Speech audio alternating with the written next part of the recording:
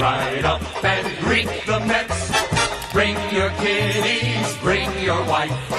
Guaranteed to have the time of your life, because the Mets are really socking the ball, knocking those home runs over the wall. East side, west side, everybody's coming down to meet the METS Mets of New York town. Oh, the butcher and the baker and the people on the streets, where do they go? To meet the Mets! Oh, they're hollering and cheering and they're jumping in their seats. Where do they go? To meet the Mets! All the fans are true to the orange and blue, so hurry up and come on down, 'cause we got ourselves a ball club, the Mets of New York town. Give 'em a yell! Give 'em a hand! And let 'em know you're rooting in the stand. Come on and meet the Mets. Meet the Mets. Step right up and greet the Mets. Bring your kiddies, bring your wife. Guaranteed to have the time of your life, because the Mets are really socking the ball. All right, Mets fans, you guys asked me to cut this on. I didn't want to play this on, but I just do that because it helps me get prepped for the show. I like to make that abundantly clear. I don't like playing the Meet the Mets on as if they won after a game that they lost. Really, really tough and frustrating and annoying loss. And yeah, we got a lot to talk about. I'm not a happy camper right now. I don't think any Mets fan is. And there's a lot of takeaways, a lot of deep dive from tonight's game. But how's it going, everybody? Thank you guys all so much for chiming in for the latest post-game show here on WardyNYM. I greatly appreciate all you guys being in here. Thank you so much for that again. I don't know how much viewership we're going to get tonight, especially maybe on replay, but like I said, this is a game where I'm just focused on really sharing my raw thoughts about this loss. Going to give a little bit more on the series overall, but I will discuss that in further depth in tomorrow's podcast with Joe Serralo, episode 15 of Bleav in Queens. Anthony Recker would have been with us, but he's flying back home from Cali as we speak. He was away for the past week with his family, so he gets the pass for that one. But we got a lot to get into. First thing I would like to address, I'm fully aware that there's going to be Braves fans coming in the chat, in the comments. Again, as I always say, when you guys beat us, you have all the right in the world to talk. You won 3 of 4, regardless on the situation, regardless on how fluky some things were. I don't want to sound like a Braves fan. I'm going to own up to it, and I'm going to own up to the fact that Braves fans have the right to talk. You guys were the better team this series. Doesn't matter how it happened. You guys were. This was a series that you would think the Mets should have won, even with some adversity that they faced, or at minimum got the split. But the offense didn't show up nearly enough when needed. The bullpen did not show up nearly enough when needed, and the defense was lousy in some plays. But overall, the sky is not falling for us Mets fans. But this was definitely a tough loss, guys, for sure. Let me get to the first donation. We got a lot to get into. Make sure to smash that like and subscribe on as always. Thank you guys all so much for being in here. I greatly appreciate every single one of you. 1,200 with the donation. Why is the fuck you would have won? Exactly. Thank you so much for the donut, brother. Always appreciate you. But guys, we got a lot to talk about from this game, and let me just share my raw reactions, my initial thoughts to this loss. Before we deep dive it, you guys know the drill. I always have my little stat sheet. I'm making notes throughout the game per usual, and my initial raw reaction takeaway from tonight's loss is this was a game the Mets should have had. This was a game the Mets should have had. They were able to at least get a couple runs on Max Fried, who had his stuff tonight. It was uncertain if Fried would be starting coming off of the concussion list, in which he got concussed back a week ago or so, last weekend, over a week now, when they were in Citi Field, and he got hurt when he fell down trying to throw the ball. But what I do know is that the Mets, they have their opportunities. That third inning was looking glaring. They scored a run there. This would be a different game, folks. And at the end of the day, again, as frustrating as it is to say, the Braves were the better team. The Braves were the better team. And why exactly were they the better team? That is what we're going to be deep diving in today's show, sharing my raw reactions and initial analysis to tonight's 3-2 loss, and overall dropping 3 of 4 for the first time this season. The New York Mets, who have simply been phenomenal this year against NL East opponents, still looking good. Again, we know how big this series is starting tomorrow against the Philadelphia Phillies, in which I'll be in attendance for that game. Look out for your boy. I think I'm in section 400 something, right behind home plate all the way up with my buddy. But what I do know is that the Mets in this matchup, They did not step up to the plate. With the injuries that they had in games 1 and 2, a little bit justified, but the offense wasn't there. So it's not like you could say, okay, the Mets had the offense, but they didn't have the pitching. No, the Mets didn't have great pitching in those first 2 games, and they didn't have offense either. Yesterday, they had offense. They had up and down pitching. Max Scherzer had a strong start that unfortunately he gave up like 3-4 earned runs because of Adam Ottavino coming in and not getting the job done for him. But guys, this is a tough one. This is definitely a tough one. The Mets are still 3.5 up in first. They've been a half game up in first before. So we know the situation. We know that this is going to be a tight division, probably all the way until the end. But for right now, the Mets are still in a nice spot. It would have been better. Again, you go from, if you win this game, you're 5.5 up, which is what the Mets were heading into this 4-game matchup. Now they're 3.5 up, and that makes this Phillies matchup a 4-game set when the Mets only have a couple, maybe only one of their normal starters, depending on if Taijuan Walker starts on Sunday or not. And you find yourself in a spot where the Mets need offense more than ever, need the bullpen to eat some innings and actually be productive here in this 4-game set. But guys, let's talk about this game. Again, thank you guys all so much for being in here. As you can see, I'm bummed out. I'm not looking forward to recording I have to record my podcast right after this live show. It'll be up 6 a.m. wherever you get your audio podcast, and of course 12 p.m. Eastern for a premiere here on the YouTube channel tomorrow. Stay tuned for that for Braves recap and Phillies preview. Let's talk about this game. It starts out with the Mets. They look like they find themselves in a spot. Jacob Degrom on the bump. Again, Jake did not have his best start tonight. The slider looked flat. That's what led to the couple runs scored. Adjusted, however, and he would go on to eventually retire 12 batters up until the final batter he faced tonight. Buck Showalter did not want to give any more of a leash to Jake, did not want him to get out of the inning, and Seth Lugo giving up a base hit, in which, as frustrating as that was for Lugo, it was equally as frustrating for the Mets defense, not being able to get to that ball. Brandon Nimmo, his biggest gripe in center is his lack of strength with his arm. It has been tested basically all year. It was finally tested here tonight against Vaughn Grissom, the young stud of a rookie, and unfortunately he throws to the cutoff man. They can't get to home in time, and that will be your deciding factor. But the game did start out, folks, with Darren Ruff, who entered tonight's matchup against the Braves and against Max Fried, not having good numbers in his career. But what is Darren Ruff known for? He is known for being a lefty killer, and Ruff was a hair away from getting the offense started for the Mets there in the second inning. A beautifully placed, and I Bleav it was a curveball that he ripped to left, and it was just shy of a home run. The Braves get out of that one unscathed. In the second, the bottom of the second, Jacob Degrom would continue to dominate to start off this game, just as you would expect he would. Again, the best pitcher in baseball, regardless on tonight's results. Jake struck out Drake, can't even speak right now. Jake struck out 2 in a 1-2-3 inning there. Scoreless inning in the second, but we get to the third, and this third inning was the decider of the game from both sides, from the Mets not executing and from the Braves executing. And we know the story, folks. If the Mets score within the first 1, 2, or 3 runs, 1, 2, or 3 innings in the game, you love their chances of winning a ball game. But when they don't, and the opposing team does, not looking as good for sure. The Mets hang tight. Again, this was not a loss where it was lopsided. The Mets should have been better. They hopefully should have won this one, and they certainly could not get that job done because of a lack of offense at the end of the day. You can't even grate much about pitching tonight, folks. Mets should have had more runs against Max Fried and this Braves bullpen, as star-studded as it is. You expect better from this team. There are a lot of automatic outs tonight. If you were not Mark Canha, even Brett Beatty got a base knock tonight. But before we get there, Mark Canha with his double, his 4th extra base hit of this series. Canha had a phenomenal series against the Atlanta Braves. Deserves so much credit, and I feel like it's going to get swept under the rug for a guy that's known as an on-base guy. Entered tonight's game 8th in all the National League in OBP with 370. Really had some power in his swing in this matchup. 2 doubles yesterday, including an RBI, and he got himself a double here in the third. Brett Beatty with a beautiful single off Fried, lefty and lefty. I love the crack off this kid's bat. He had a really nice, strong game. Yes, he had that little defensive issue that led to the run there in the 7th, but I'm not going to hold that much on him. It was a really tough play, so just unfortunate events what happened. And then Atlanta, I'm just happy that the Mets are out of Atlanta more than anything.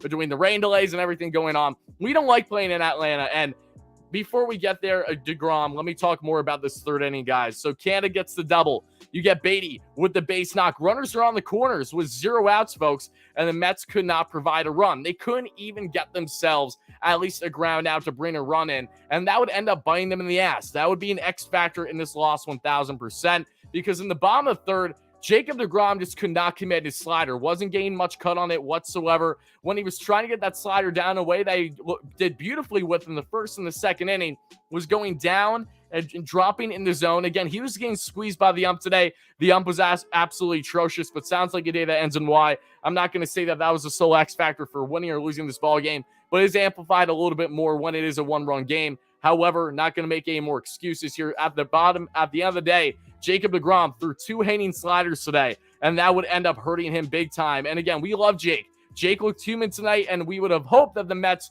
could try to rally and provide this man runs, especially in a start where he doesn't necessarily have his sharpest stuff early on. Unfortunately, they were not able to get the job done.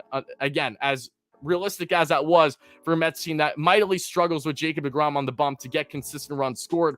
No less, Robbie Grossman gets a single. Again, that was a pitch that should have been away, was in on Grossman. That's what the Braves hitters have done well against Degrom, especially for a guy that's going fastball and slider in. He's throwing into these lefties, and if they can barrel it, if Jake doesn't have enough bite on that slider, they're going to make something happen, and Grossman did for a base knock. And then Dansby Swanson takes a hanging slider for an RBI double, goes to center left, and then Austin Riley would drive him in with an RBI single right after. The Mets find themselves in a 2-0 hole that we will see here in the third inning. And again, when that third happened, that was just frustrating because it was a tight game. You didn't expect a crazy amount of offense tonight with Jake on the bump, Max Fried being a really strong southpaw, one of the best in the game as is. It felt like it was going to be a low-scoring game, and those 2 runs you surrender early really did not look good. However, the Mets, they would come back. They would tie this one up, and it was a story of the game offensively for the Mets. That was, in fact, Mark Canha. We got McNeil with a base knock and Mark Canha with a 2-run home run.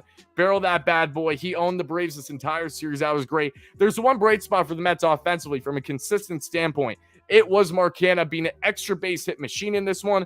Hopefully he can continue that a little bit more power and just getting on base consistently in this huge 4-game matchup starting tomorrow against the Philadelphia Phillies. But Aaron Nola against, that being in Chris Bassett, in which I'll be in attendance for that game again.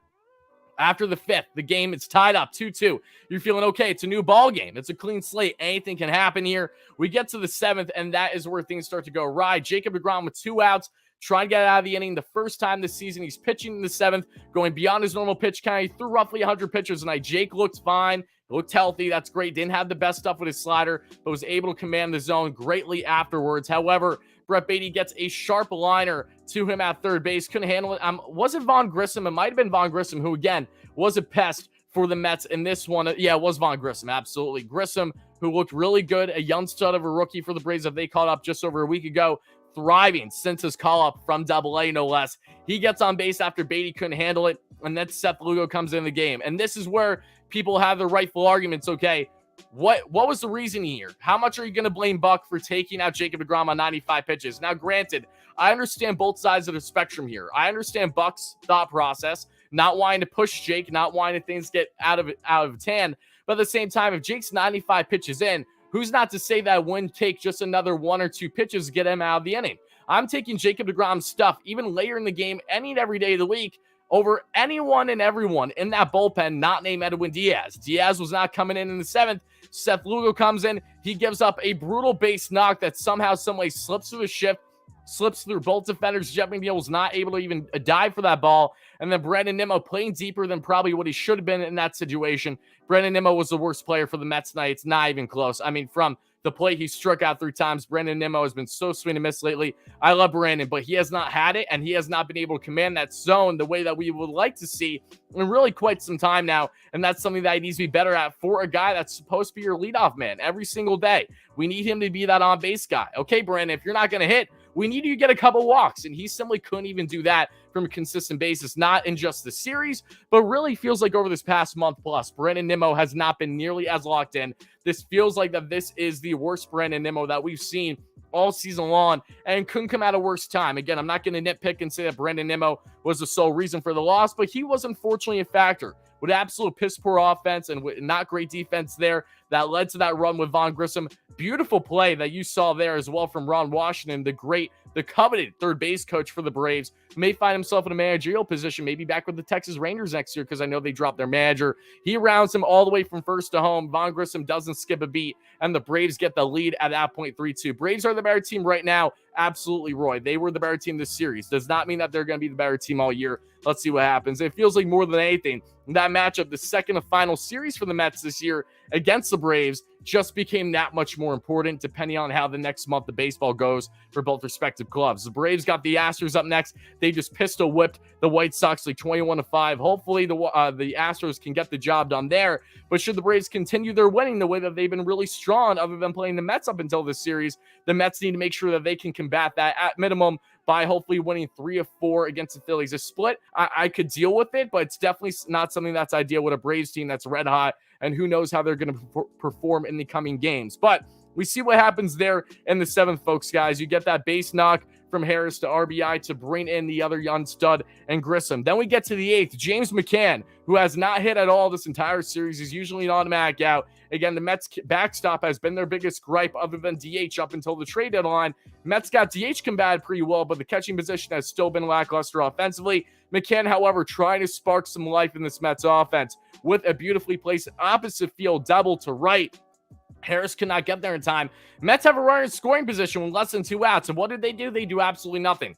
Brandon Nimmo grinds out on that bat against AJ Minter, the southpaw, lefty and lefty. But Nimmo, what has he done? Not just tonight, but in so many games, he strikes out. And that was his 3rd K of the day. And then Starling Marte with a broken bat, ground out to second, toss to first. That'll do her for the inning. We get to the 9th, and this was even more frustrating. Showed you how annoying this game was for the Mets.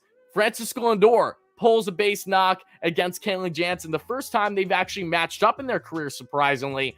And then you see there, Pete Alonso's up at the plate with no outs. Pete Alonso, you see Francisco Lindor running, looking like he's going to get a bona fide stolen bag without a problem. And Pete, for whatever reason, is going first pitch swinging, goes oppo, it drops, and Francisco Lindor, because he had his head down, I don't even know how much, I'm not even going to gripe too much about Lindor here. He had that stolen bag, but for whatever reason, Alonso decided to swing first pitch there. It drops, they allowed a drop, and that would get the force out there in Lindor. Unfortunately, just a really unfortunate play for him and the Mets. Again, it was not a good look. That was a really frustrating play. Alonso gets on first, he loses speed. However, they would then pinch hit Marrero, who was just brought up to the Mets recently that they signed, the 31-year-old infielder.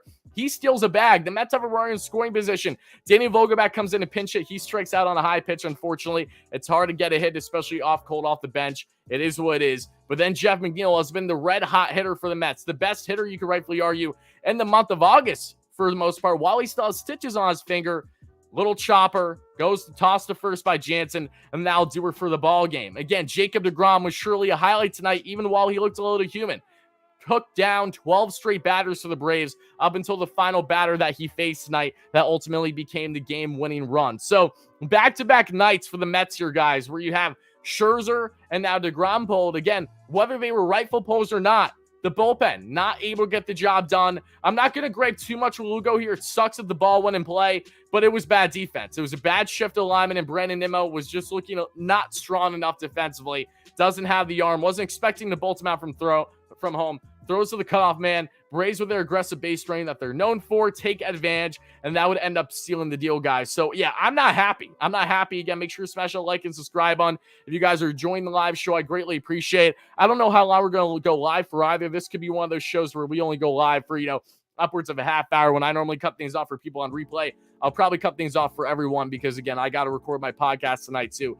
Got a late night, and it really hurts to do late night, especially when I have to talk about losing 3 of 4 to the Atlanta Braves of all teams. This was a series where if the Mets at minimum split or even won, they could really not just gain further ground against the Braves, but depending on how the next 4 games go against the Phillies, could really solidify things in this division. But the complete opposite happened. So again, as frustrating as tonight's loss was, as frustrating as this series was, I'm never going to be that hypocritical fan to say that, oh, the Braves didn't deserve this, the Braves didn't deserve that. They took advantage of shit pitching that they saw in game 1, especially after both Cookie went down, and then game 2 when Ty went down. And the Mets not having the proper arms, having to use guys that are just eating innings that aren't even meant to be in this bullpen because other guys weren't available. They took advantage, and they jumped on Scherzer a little bit yesterday. Of course, Scherzer was erratic there in the 7th inning, and then you saw Adam Ottavino come in, and what looked like a short double play was reversed. Challenge call, great call by the Braves, and that ended up being a 3-run bomb to Grossman. Thankfully, the Mets would still win yesterday's game, but this was a tough one. This was a very, very tough loss for the Mets. Braves are in this series 100%. Again, I'm not going to act like I know a lot of Braves fans acted. Oh, it was endless luck. Yeah, there were definitely bounces that didn't go the Mets' way, But so many bounces have won the Mets' way this year. They put the bat on the ball. And the Mets offense did not prove much of anything to me consistently in this series that they deserve to get this series win, okay? Yes, they had the high offense in game 3, but they were not grinding out at-bats nearly to the degree that we liked them to see, that we saw in that 5-game set just a week ago against the Braves. They did not come up. They did not step up to the plate the way that they should have in this matchup, the same way that the Braves did it to a certain extent in their matchup a week ago. So you go from winning 4 or 5 against the Braves to now losing 3 or 4. The Mets I believe, are now 3 and 4 over their last 7 games, something along those lines. Again, I can't do math, so if I'm wrong, make sure to let me know. I'm not going to gripe about it, but just a tough loss, a very tough loss, guys. That's my biggest takeaway from this game for sure. But as we get into Warriors top 5, before we get to some donations, take some more comments before we wrap up the show in the next 10 minutes or whatever it's going to be, let's talk about the Mets right now and their top 5. Mark Canha was one of those lone bright spots. No denying that. Canha, again, cannot emphasize enough how nice of a series he had for the New York Mets here. He went 2 for 3 in tonight's game with that clutch home run to tie the ball game there in the 5th inning with the double as well, the 2 RBIs, a run scored. Jacob Degrom's my number 2 star. Jake looked dominant, looked a little human there in the 3rd, but he went back to being the Jake of old and just shutting down the Braves. And it's crazy though, guys. Jacob Degrom almost never gives up more than 2 runs. It's only happened once over the past 2+ years, and the only other time it's happened was against the Atlanta Braves in Atlanta. I'm not going to lie. I was thinking in the back of my head as we entered this game that it looked like if Jake might have not the best game, what are the odds that's going to be against Atlanta? Because remember, his second and last start before being put on the IL again and ending his 2021 season.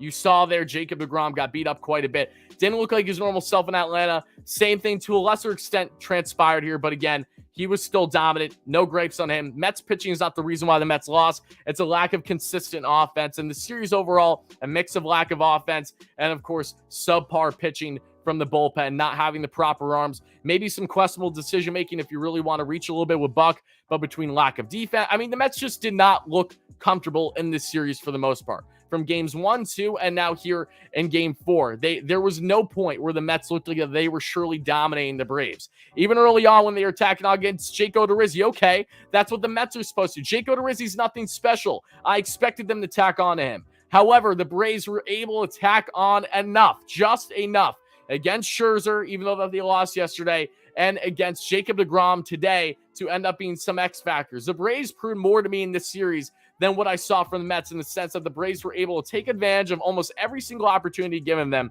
and 2, were able to get those clutch hits when needed, that clutch base running, something that the Mets simply could not compete with.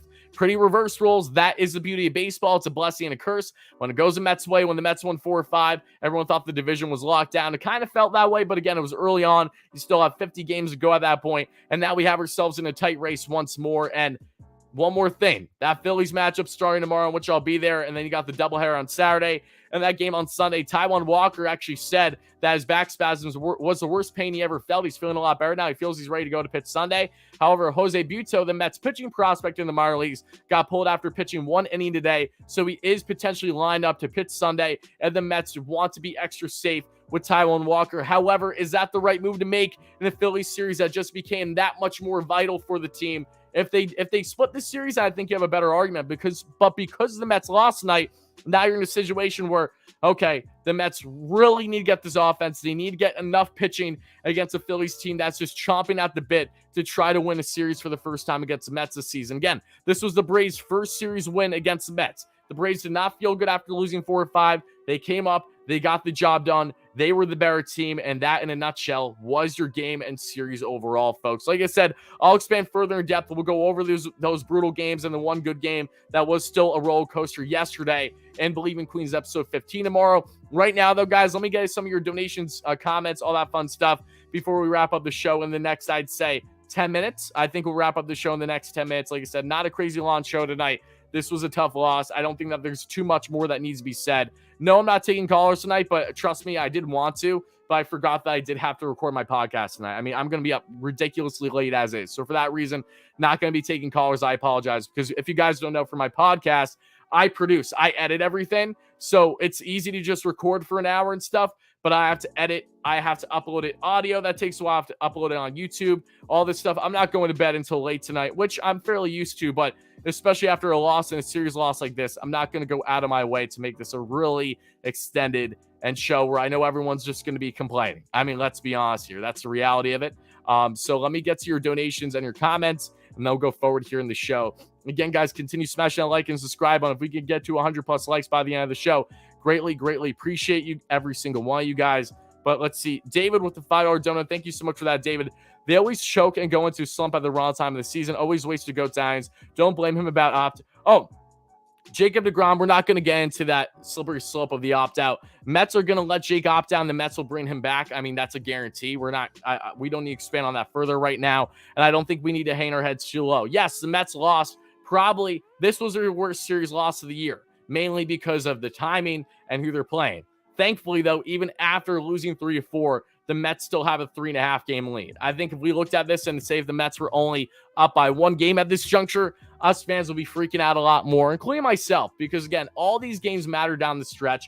The Mets have the Phillies after this. They have the Yankees after that. The Yankees are trying to find some life right now. And then you, of course, have the Dodgers to wrap up the month of August. Then you get the month of September, right? And you have the easiest schedule you've had all year long. However, you still have the Braves, the second and final series of the year, before you then wrap up your final matchup of the year against the Washington Nationals. So the Mets, schedule-wise, they have some things going their way in September, but so do the Braves. The Braves have proven that they are going to absolutely pistol whip every single lesser opponent that they face. Even good opponents, they're going to show if you have, say, bullpen arms that are a little shaky that shouldn't be in there, and the RG Alvarez's, who's now been DFA'd, and the Steven Nagosics, Michael Givens up until tonight. You know, they're going to take advantage, and that's something to watch because it looks like the Braves are going to continue to ride high regardless of who they face for the most part. It would be great if they go on a little bit of a slump and if they lose that series against the Astros, but that's wishful thinking until proven otherwise. Scott, thank you so much for the membership. I appreciate you. You've been a great supporter and member here on the channel. Hype in the chat for Scott with the membership as always. And David, thank you so much again for that dono. Greatly appreciate you, my friend. But guys, let's see what comments you got from me. So one thing I do want to mention, 2 things actually, is one, Michael Givens. I got to give credit where credit's due. And a game that ended up being lost for the Mets, Michael Givens had his best outing as a New York Met. And that might not seem like much. I know that Mets fans aren't going to care nearly as much because the Mets lost tonight, but it was huge. Michael Givens striking out the big batters for the Braves tonight. I mean, he struck out the side. And Acuna, Swanson, and Riley. That's not an easy thing to do. Michael Givens looked locked in, and the Mets are going to get consistency from their bullpen down the stretch. They need a guy like him, the trade deadline acquisition for the Mets, to come in, step up, and eat innings, and give the Mets some quality innings, 1 or 2 innings. Michael Givens provided that tonight. Hopefully, we get to see more of that in the 4-game set against the Philadelphia Phillies. He didn't even look bad against the Phillies, in which the Mets lost game 1 of that series back on Friday, in which, of course, I was there. Of course, I was there for that loss. I haven't seen much Mets losses this year. We'll see if that stays true, or if the Mets get back on the win column tomorrow, and then I'll also be at the Subway Series game on Monday, with Scherzer on the bump. But Michael Givens had a really nice outing today. That's definitely, other than Mark Canha and Brett Beatty, still looking strong at the plate. Again, how the defensive play, I'm not going to harp on him, though. Not just because I love Beatty, but that was a really tough play. It is what it is. Michael Givens, however, was one of those few bright spots from tonight, and that is definitely something that we should be keeping in mind while going forward. And the bigger thing, too, guys, a couple acquisitions, a couple things changed for the Mets, in case you guys don't know. Do I think the Braves are better than us? No, I don't, but I don't think the Braves are far behind either. I think the Mets are still the team to beat in this division 1,000%. But again, how is this Phillies matchup? How are the Mets going to finish up the month of August will be completely indicative on how we evaluate them heading into their easiest schedule in the month of September. If the Mets can stay afloat, beat teams, if they can win this 3-4 at minimum against the Phillies, which again will be a tall task with the pitching matchups the Mets have. David Pearson, I expect him to do well, hopefully, but then you have Trevor Williams. What is Trev going to do as a starter? He's been far better as a reliever than a starter this year. If Jose Buto pitches on Sunday, what are the Mets going to get from him? Are the Mets going to have to really eat their bullpen on Sunday? If Taijuan Walker pitches, how healthy is he going to be? How deep is he going to be able to get in a game? So these matchups just became so much more amplified, so much more important. But let's pivot now into what we see here on the left side of the graphic as you guys are watching.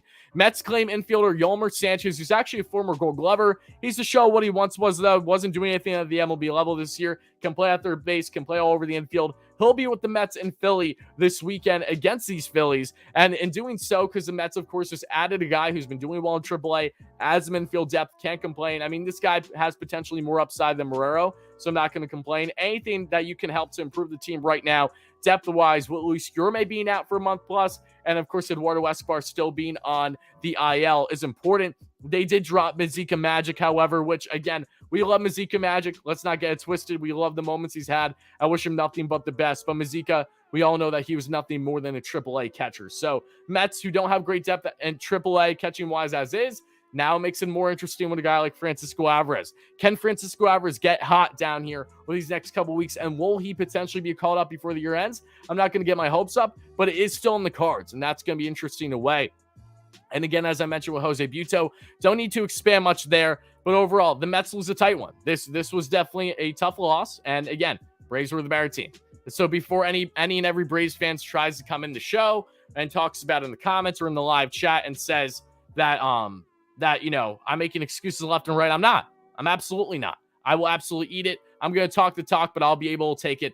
I feel like you're not a true fan if you can't do those things. So that's my opinion, at least. Braves were the better team, and the Mets really, really need to step up to the plate in this 4-game matchup against a Phillies team that has been hit or miss lately, okay? The Mets took 2 of 3 against the Phillies, not in the most impressive fashion. They got shut down by Nola. They got shut down by Suarez, and now they're going to be facing Nola tomorrow. The Mets need to have better at-bats against Aaron Nola. They can't just bank on, a good pitching matchup as great as Bassett has been the past month plus, and against these Phillies in particular. You can't bank on this pitching alone. The offense needs to step up because at the end of the day, even if the bullpen really does get grinded out, which very well can happen in this 4-game set, depending on how deep these pitchers go, it's that much more important that you have this offense step up. Pete Alonso, I love Pete. He needs to be better, though. Pete did not have a good series. Came up clutch yesterday, but you need more than that out of the 4 games against the Braves. Francisco Lindor, a little hit or miss. Brandon Nimmo is the biggest guy I'm looking at. I need better plate discipline from you. Nimmo, you're on this team for being on-base king, one of the best in baseball. And if you cannot be that and you can't even have competent defense in some parts, let alone just grinding out at bats. If you cannot do those things, if you're swinging and missing on pitches out of the zone, which is what he did today multiple times, then we have ourselves a problem. They need to be better. Again, I'm not going to nitpick every single position player here, but at the end of the day, the guys need to step up. This is important. You have 43 games left on the season. Anything can happen. With the Mets, however, are still in a good spot for sure.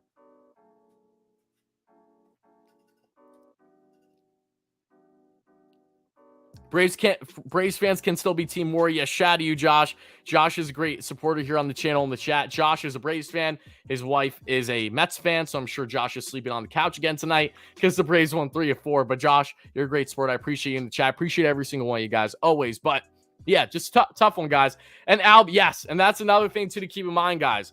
The Braves are certainly have potential to even get better, as crazy as that is to say, right? Mike Soroka has started his rehab assignment. Pitched beautifully. I think it was in single A, but Mike Soroka, in my opinion, has potential to be the most dominant pitcher in that Braves rotation. He was simply nasty, unhittable during his prime days a couple years ago with the Braves. Hasn't pitched a starting game in like over 2 years now consistently because he's like ruptured both of his Achilles, if I'm not mistaken. But he's a stud. If they get him back before the end of the year, that's another weapon in their rotation, or at least in the pen, depending on how much they stretch him out, what pitch count he's going to be on.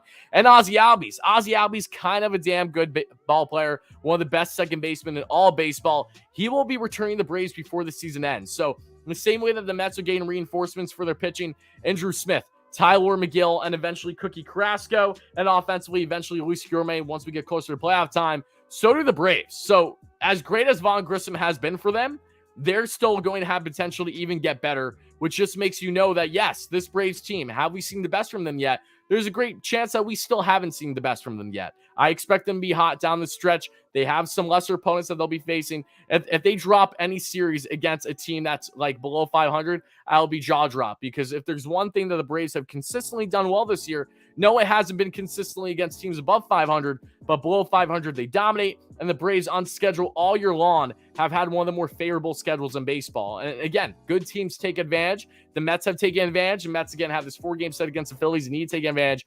The big series for me isn't just these matchups to wrap up August, but it is especially that 4-game set against the Colorado Rockies the weekend of the 27th. That is going to be the Old Timers Day game. But that matchup, that 4-game set against the Rockies, guys, Mets need to absolutely blow the doors open against them. Again, down the stretch in September, got to blow the doors open against these lesser opponents from the NL Central and any opponents in the NL East like the Nationals or the Marlins. I think the Mets are done with the Marlins. I could be wrong, though. Maybe they have one more matchup, but I know I'm just talking about, everything going on with the Mets right now. I'm a little all over the place, but naturally that's how I'm going to be feeling after not just a really tough series loss, all things considered, but more than anything, a series where the Mets did not impress me.